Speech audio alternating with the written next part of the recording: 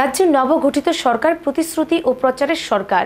রাজ্যে BJP IPFT জোট সরকার গঠন হবার পর রাজ্যের সরকারি স্তরে নিয়োগ নীতি থুবড়ে পড়েছে, একথা বলেন বামপন্থী যুব সংগঠন ডিওয়াইএফআই এর রাজ্য সম্পাদক অমল চক্রবর্তী। পূর্বতন বাম আমলে কর্মসংস্থান ও নিয়োগ নীতি সংক্রান্ত একাধিক বিষয়ে কালিমালিপ্ত বাম সরকারের দুর্নীতিকে প্রশ্রয় দিয়ে মাত্র 5 মাসের নবগঠিত সরকারের নিয়োগ প্রক্রিয়া মূল্যায়ন করলেন যুব নেতা অমল চক্রবর্তী। রাজ্যের নতুন সরকার প্রতিষ্ঠা হবার পর সরকারি স্তরে চাকরি ক্ষেত্রে নিয়োগ নীতি থুবড়ে পড়েছে। রাজ্যের বিভিন্ন জায়গায় বিজেপি আইপিএফটির মধ্যে অন্তঃকন্দলের সাক্ষী হচ্ছে রাজ্যবাসী।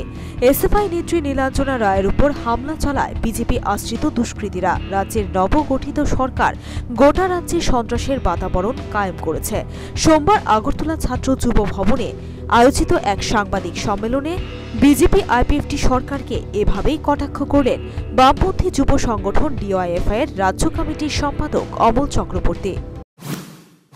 লক্ষ্য করছি আমাদের রাজ্যে 5 মাস আগে বিজেপি এবং আইপিএফটির যে জোট সরকার, এই জোট সরকার প্রতিষ্ঠিত হবার পর রাজ্যে বিশেষ করে কর্মসংস্থানের ক্ষেত্রে একটা বন্ধা পরিবেশ তৈরি হয়েছে। প্রতিদিন তাদের সাপ্তাহিক মঙ্গলবার যে ক্যাবিনেট বৈঠক, এই ক্যাবিনেট বৈঠকে যখন কর্মসংস্থান সম্পর্কিত ছোট বড় বিভিন্ন সিদ্ধান্ত নিত, বামফ্রন্ট সরকার চলে যাওয়ার পর 5 মাসের এই বিজেপি আইপিএফটি জোট সরকার শুধুমাত্র কথা এবং প্রতিশ্রুতি ছাড়া কর্মসংস্থানের ক্ষেত্রে কোনো কার্যকরী পদক্ষেপ গ্রহণ করেনি। প্রায় 6,000-এর উপর সেখানে বিভিন্ন পোস্টে স্বরাষ্ট্র দপ্তর থেকে শুরু করে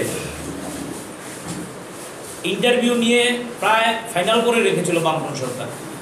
চাকরি নিয়োগ নীতির নাম করে সমস্ত নিয়োগ প্রক্রিয়া বন্ধ করে সেখানে এই যে যারা ইন্টারভিউ দিয়েছিল, যারা প্রায় সিলেকশন হয়েছিল কেউ বিভিন্ন জায়গায়, তাদের চাকরির রাস্তাটা পর্যন্ত বন্ধ করে দিয়েছে।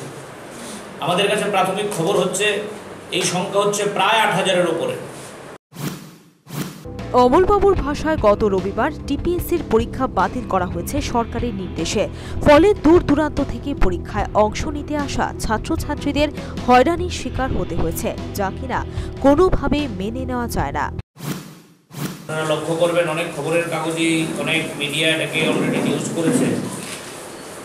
গতকাল ত্রিপুরা রাজ্য সরকারের অর্থ দপ্তরের ট্রেজারি সেকশনের 2টো পোস্টের জন্য সেখানে টিপিএসসি, যেটা একটা স্বয়ংশাসিত সংস্থা, যেই সংস্থার সুনাম আমাদের রাজ্যে দীর্ঘদিন ধরে আছে, এই টিপিএসসির একটা পরীক্ষা হঠাৎ সরকারের সরাসরি নির্দেশে সেখানে বাতিল বলে পরীক্ষা শুরু হওয়ার কয়েক ঘন্টার আগে নোটিশ টাঙিয়ে দেওয়া হয়েছে।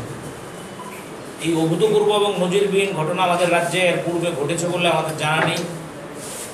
আমরা বিস্ময়ের সহিত লক্ষ্য করছি টিপিএসসির মতো স্বশাসিত সংস্থাকেও সেখানে সরকারি অর্ডার দিয়ে নিয়ন্ত্রণ করার চেষ্টা হচ্ছে। এদিকে বিরোধী দলের যুবনেতার সরকারি নিয়োগ নীতির সমালোচনা প্রসঙ্গে শাসক দলের যুবনেতা টিঙ্কু রায় বলেন, পূর্বতন বাম সরকারের আমলে সরকারি স্তরে চাকরির ক্ষেত্রে ব্যাপক দুর্নীতি হয়েছে। তার উৎকৃষ্ট দৃষ্টান্ত 10,323 জন শিক্ষকের চাকরি। বাম জামানায় গোটা রাজ্য ছিল নেশা কারবারের আঁতুড়ঘর। অন্তত বিজেপি সরকারের সমালোচনা সিপিএম নেতৃত্বের মুখে মানায় না। তারাই শেষ করেছে গোটা রাজ্যটাকে। ত্রিপুরাবাসীর জন্য দুর্ভাগ্য যে এই ধরনের একটা সরকার 25 বছর লাগাতার ক্ষমতায় ছিল। যাদের সময়কালে বা এই রাজ্যের চাকরির কথা যদি বলি, 25 বছর 50,000 চাকরি, 10,323 হোমগার্ড না 16,000 চাকরি নেই, অর্থাৎ 25 বছরে 35,000 চাকরি দিয়েছে। আর চাকরির জ্ঞান এখন আমাদেরকে দিচ্ছে।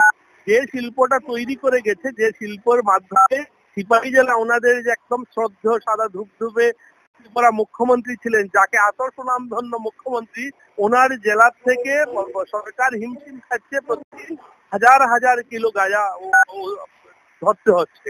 বিগত 1 মাসে সিপাহীজলা জেলায় বিগত 1 মাসে আমাদের কাছে তথ্য অনুযায়ী 50,000 কেজি গাঁজা উদ্ধার করেছে পুলিশ। বাস 50,000 কেজি গাঁজার চাষের জন্য এখানে 10,000 লোকের তৈরি করেছিলেন গাঁজার শিল্প। এদের বলতে লজ্জা হচ্ছে না যে এই সরকারটা 4 মাসের সরকারি চাকরি দেয়নি, সেটা বলছে। 25 বছরে যে করাপশন করেছে, 25 বছরে যে সিস্টেমটাকে কলুষিত করেছে, এই সিস্টেমটাকে ধুয়ে মুছে পরিষ্কার করে নেওয়ার জন্য আমাদের সরকার হিমশিম খাচ্ছে। কারণ 25 বছর ধরে ওরা শুধুমাত্র গাজার শিল্প আর মানুষকে লাল ঝাড়ি ধরিয়ে বা সরকারটাকে চালিয়েছিল। আর এখন 4 মাস যেতেই এখন চাকরির কথা মনে হয়েছে। এক একটা ছেলেকে বামপন্থী এক একটা ছেলেকে 40 বছরে চাকরি দিয়েছে, এও দিয়েছে 2 নম্বরই করে যারা আজকে রাস্তায় বসেছে। 10,323 কে বিজেপি চাকরি দেয়নি, 10,323 কে ওরা চাকরি দিয়েছিল, হোমগার্ডকে ওরা চাকরি দিয়েছিল, নার্সকে ওরা চাকরি দিয়েছিল, তারা রাস্তায় বসেছে। Bureau report, news vanguard.